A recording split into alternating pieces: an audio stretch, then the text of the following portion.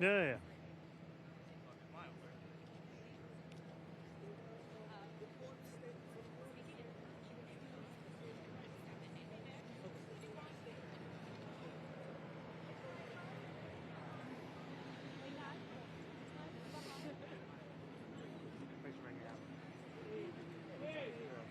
Really A major issue. I'm a regular user of this. I feel it. Okay. Closer, guys. Andy, closer. Come on, guys. Mayor, how are you? How you doing? All right, how are you?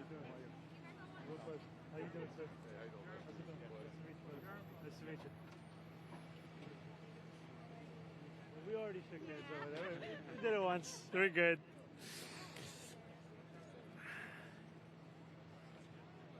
Okay, good afternoon, everyone. We have said time and again that in this administration there will be no problem too big for us to take on and no issue too small for us to focus on. And what we have seen over the course of the last few months and even beyond that is countless New Yorkers reaching out, whether it be in person, whether it be from their bike, whether it be on social media, and making clear that they are tired of obstacles blocking their way. They are tired of biking across this bridge with an anxiety as to what will happen right at the end of it. They're tired of the drop beneath their feet.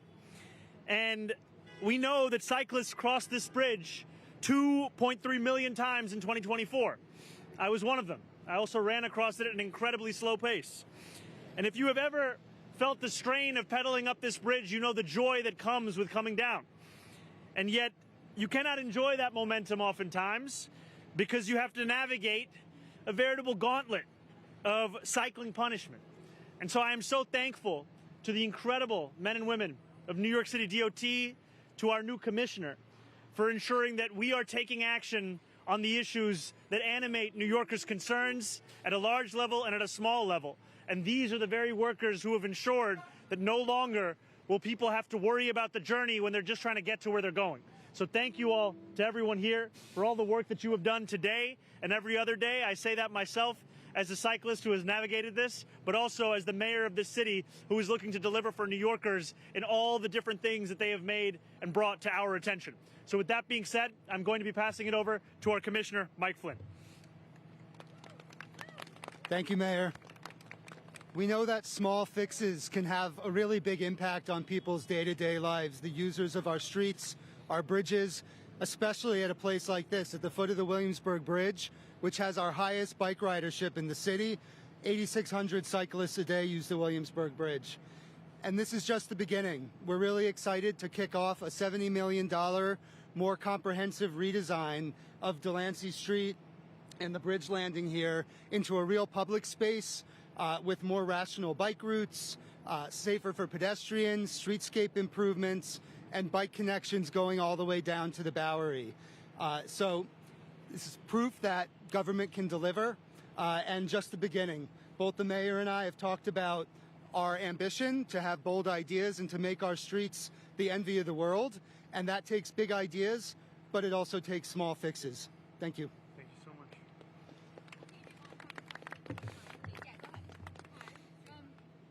How's it going, Streets Blog? Good. I'm wondering if you saw our social media video about this bridge entrance, and I'm also wondering why can't you actually remove the concrete barrier that's around? I know safety reasons has been something that's been put out there, but I'm curious, what are the safety reasons to actually opening that up versus just doing two holes? Yeah, that's my first question. I have no follow-up. So I have to be honest, I don't know that I saw the video, but I can tell you that I've seen many, many videos and many tweets, and also heard from many New Yorkers, as well as experienced this myself. And I love biking across the city, and I also know that we make it more difficult than it needs to be. And so as the commissioner said, this is not going to be the extent of the work that we do, but when we were having conversations about what these first few days of the administration could look like, we realized that in fact this is something that need not wait even for us to have the additional conversations about larger streetscape changes right here and across the city. This is something that we can do immediately, and so that's what we've done. And in regards to the two openings, I know there's already a plan out there for this capital project, and it will only open up two small openings, and it's been constantly stated that that's because of security reasons. Can you elaborate on what those security reasons are? I don't know if somebody else here knows about that. I can tell you that'll be part of the conversations we're going to be having moving forward. And what about criminal summonses? This has been an area where the NYPD has set up and given cyclists on e-bikes and regular bikes criminal summonses. Is that something that's going to stop under your administration? You know, I've said very clearly that time and again we have created infrastructure issues for cyclists that we are then ticketing them for, where it is easier to be out of compliance with the law than be in compliance with the law. And so one of the main directives that I am giving to my DOT is for us to actually make the common sense changes in the infrastructure we see, such that cyclists are able to just get around this city. And I've said that over the course of the campaign, and now we're actually doing it. Thank you. This is relatively on topic. The administration had a public realm czar. Is that something that you're going to keep? Are you going to do something similar to that? I think we've made the personnel announcements that we have to share at this time, but we will be sharing more as well as any structural changes. Yeah, talk about biking over the bridges. One way New Yorkers do that is through the Silver City Bike e-bikes. Yes. You're going to keep the speed 15 miles an hour. City Bike just increased their fees, though. You're paying more for a slower bike. Are you going to fund City Bike with some funding? What's your plan to make City Bike more accessible, cheaper for New Yorkers? Walaikum salam. How you doing, brother? That is going to be one of the many conversations we're having, and I say that as someone who apparently I have 344 lifetime points as a city bike rider myself, and I can tell you that we want to incentivize people biking across the city. We don't want it to be something that they are doing in spite of everything that they are facing. And so whether it's the city's relationship with City Bike, or it's also the fact that the city owns and runs its own streets, what we can do to make this a safer city to bike across. And I say that as someone who just got off of a city bike to get to this press conference. On that topic, is there any leverage the city has to control the city bike fees? I know it's a revenue sharing agreement, but people are saying the rate is going up way too high, and it's going up every year since the What can you do about it? Can you make not only the buses free, can you make city bike free? So I make promises that I intend to keep, and the promises that I've made over the course of the campaign, specifically on making the slowest buses in America fast and free, is one that we are fully intending to fulfill. I can tell you as a city bike rider myself that these are not intellectual issues that New Yorkers are facing. They face them every time they take out their phone or they have their key fob and they unlock that bike. And we know that that's even felt at a higher level when you're not a City Bike member. So look, the city has entered into an agreement with City Bike prior to my being the mayor. This is going to be one of the focuses of our administration, to figure out how we can not only make it safer, but also more affordable to ride a bike across the city. Hi, Mayor. Just a vote on the criminal summonses question.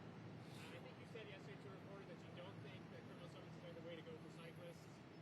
Yes. Your commissioner Tish has rolled out this policy to give criminal summonses to bikers, e-bikers, give regular tickets to drivers. Is this something you've talked to her about? Are you going to take any steps to change this policy? What's the future of this policy?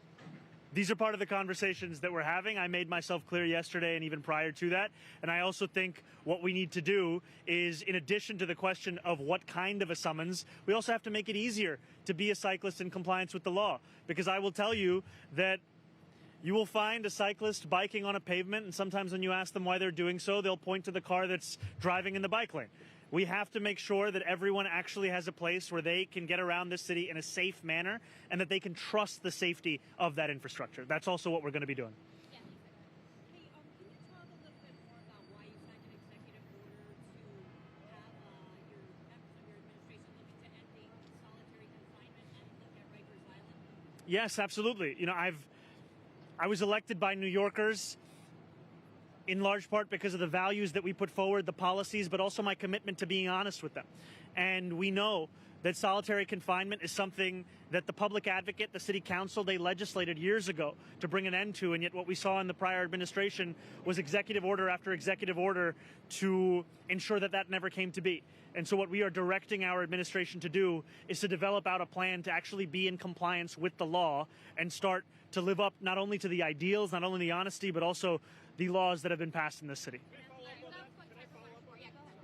just was wondering, based off that executive order, A, are you interested in keeping Linnell as the correction commissioner? And then second to that, are you waiting for a judge to name or see the We haven't made any additional personnel announcements at this time, but we will be sure to share them whenever we have any updates on that.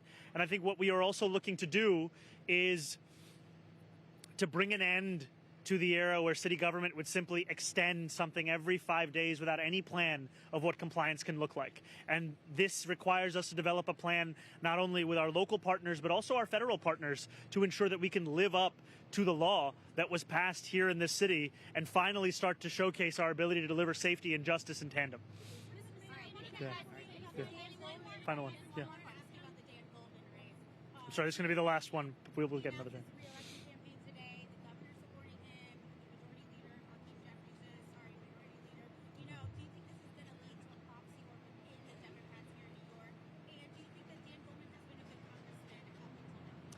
I am proud to support our former controller, Brad Lander, in his run for Congress. I'm proud to support him because of his honesty, his sincerity, and the vision that he has shared with New Yorkers at both a city council district and a citywide level, time and time again. And in a moment when so many New Yorkers, especially working class New Yorkers, are asking themselves, who will stand up for them in a moment as difficult as this one, I know that the answer is Brad Lander as the next congressman for that district. Thank you all so much. Thank you, guys. You guys can stop for 1 second. 5 days.